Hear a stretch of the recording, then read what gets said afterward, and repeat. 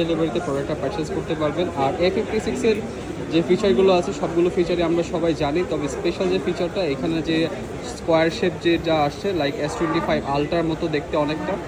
আর এই সিরিজের সব থেকে জনপ্রিয় ফোন গেলোবার ছিল A55, তো A55 অনেক ভালো পারফর্ম করছে।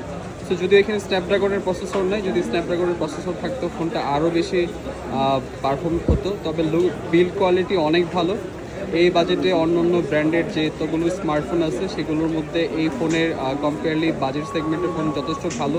ক্যামেরাতে অবশ্যই স্যামসাংয়ের ক্যামেরা যথেষ্ট পরিমাণ আপগ্রেডেবল, তবে আমার কাছে একটু হতাশা লাগছে 50,000 টাকা বাজেটের ফোনে স্ন্যাপড্রাগনের প্রসেসর নাই। বাকি যতগুলো ফিচার আছে সমস্ত ফিচারই খুবই গুড। সো যারা কিনা A55 নিতে আগ্রহ, আপনারা নিতে চাইলে আমাদের কাছে আসতে পারেন, অথবা অর্ডার করলে ক্যাশ অন ডেলিভারিতে পারচেস করতে পারবেন।